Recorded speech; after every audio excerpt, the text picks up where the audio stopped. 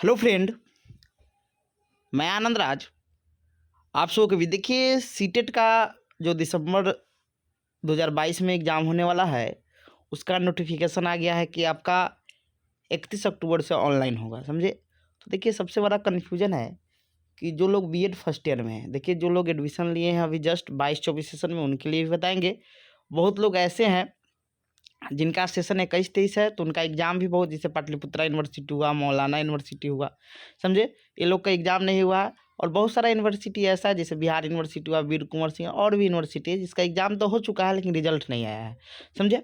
तो इसके बारे में बताएंगे कि वो लोग फॉर्म फिलअप कर सकते हैं कि नहीं कर सकते हैं, समझे, क्योंकि बहुत बड़ा जानकारी है, तो इसको ध्यान से समझिएगा। और एक ऑफिशियली लेटर इसके लिए कुछ 4/8/2022 को शनि अगस्त में आपका एक लेटर भी इशू हुआ था इससे रिलेटेड, कि जो सीटेट में एकदम स्पष्ट यहाँ पर लिखा है clarification regarding eligibility of appearing CTET, मतलब उसके एकदम पूरा क्लियर कर दिया गया था कि कौन लोग सीटेट में भर सकते हैं, समझे। तो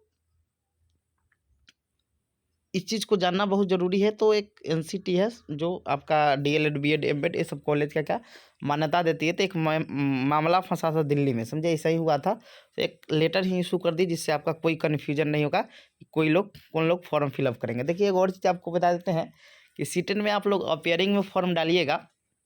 जैसे ये देखिए दो तरह का सीटेट में जब फॉर्म डालिएगा आपका, तो दो तरह का ऑप्शन मांगा जाता है, या आप पास आउट है या अपेयरिंग में डालिएगा। तो अपेयरिंग जैसे कीजिएगा ना, तो आपका सिर्फ मांगा जाएगा कि आपका कौन कॉलेज है और आप कब पास आउट कीजिएगा, समझे, यही मांगा जाता है। और पास आउट कीजिएगा, पास आउट बोलिएगा तो वहाँ पर आपका कॉलेज मांगा जाएगा, कितना नंबर आया है वो चीज़ मांगा जाएगा, कब पास आउट हुए वो चीज़ मांगा जाता है, समझे। तो देखिए अपेयरिंग से रिलेटेड कि कौन कौन लोग फॉर्म फिलअप कर सकते हैं ये जानकारी होना चाहिए। तो देखिए यहाँ पर एक चीज़ लिखा हुआ है, एनसीटी के बारे में आप लोग जानते होंगे, जो जितना भी प्रशिक्षण कॉलेज है, समझे, वो चीज़ का मान्यता यही देती है। डीएलएड हुआ, बीएड हुआ, एमएड हुआ, जितना भी कॉलेज है। देखिए यहाँ लिखा हुआ सब्जेक्ट में एक लेटर इशू हुआ था 4/8/2022 को, समझे। और लिखा हुआ सब्जेक्ट में clarification regarding eligibility of appearing in CTET. इसमें स्पष्ट रूप से लिखा था कि जो लोग कोई भी टीचर ट्रेनिंग कोर्स में एडमिशन ले लिया, देखिए यहाँ स्पष्ट लिखा हुआ है, ध्यान से देखिएगा कि टीडीसी टीडीसी मतलब टीटीसी लिखा है, sorry, TTC teacher training course में कोई भी लोग एडमिटेड हो गए हैं, any TTC course and undergoing the teacher training course can be set to the pursuing.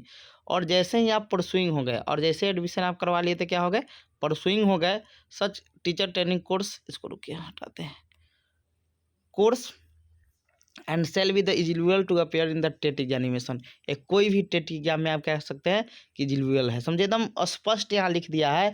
जैसे देखिए कोई भी आप कोर्स में एडमिशन करवाते हैं, आप अब बीएड हुआ, डीएलएड हुआ, तो कोर्स में जैसे एडमिशन करवाते हैं वैसे ही आप क्या हो जाते हैं, परसुइंग हो जाते हैं, समझे। तो इतना स्पष्ट लिख दिया है कि जो आप कोई भी टीचर ट्रेनिंग कोर्स में एडमिशन करवाए हैं, समझे, कोई भी टीचर ट्रेनिंग कॉलेज कोर्स में एडमिशन करवाए हैं, तो जैसे उसमें क्या कि एडमिशन करवा लिए तो आप एलिजिबल हो जाइएगा किसमें, टेट एग्जाम के लिए। एकदम स्पष्ट यहाँ पर लिख दिया है कि eligible to the appear in the TT, मतलब टेट कोई भी है, जैसे बिहार टेट हो गया, या आपका यूपी टेट हुआ, या आपका सी टेट हुआ। तो सी टेट तो सेंट्रल लेवल पर होता है, यूपी टेट हो गया कि यूपी में हुआ, बिहार में हुआ, समझे। एकदम स्पष्ट कर दिया है कि इसमें कोई चीज़ नहीं कि ऑनलाइन फॉर्म टेट एग्जामिनेशन, लेकिन आपका क्या होना चाहिए कि एडमिशन होना चाहिए, समझे। तो ये चीज़ आपको क्या है कि आप लोग डाल सकते हैं, कोई भी आपका क्या हो कि एडमिशन ले लिए है, एडमिशन लेने के बाद फॉर्म आएगा तो उसको डाल सकते हैं, समझे। ये जानकारी बहुत बड़ा था,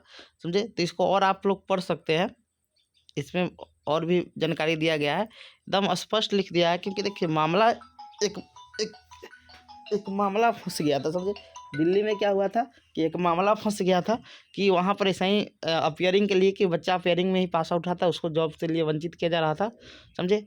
तो उसी पे एक ऑफिशियली लेटर जारी करके इस बात स्पष्ट रूप से कर दिया गया, समझे। और लेटर किसको किसको फॉरवर्डिंग किया गया है, तो ये आपको सीटेट के डायरेक्टर को फॉरवर्डिंग किया गया है, समझे। यहाँ लिखा भी होगा किसको किसको फॉरवर्डिंग किया गया, नीचा होगा, देखिए copy to director of CTET को भी किया गया है। और जितने भी आपके एनसीटी के अंतर्गत जितने भी है उनको फॉरवर्डिंग किया गया था, समझे।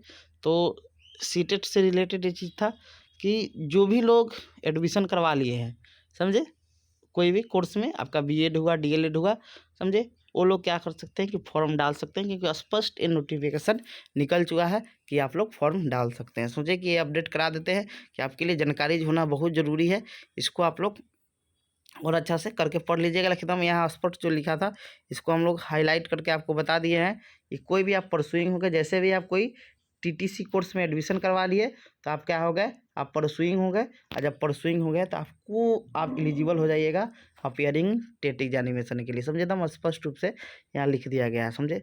तो आप लोग अब क्या कर सकते हैं, इसीलिए अब ज़्यादा दिन नहीं बचा हुआ है, दिसंबर से जनवरी तक आप लोग का एग्ज़ाम होगा।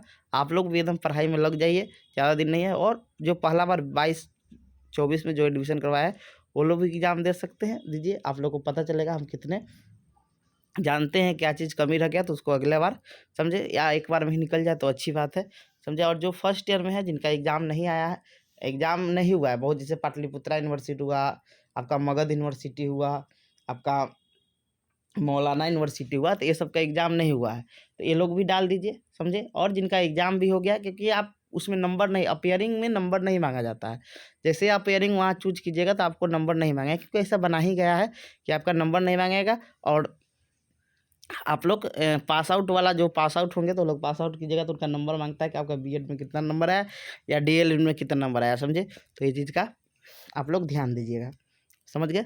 तो सोचे कि अपडेट आपका रहना बहुत ज़रूरी है। तो थैंक यू।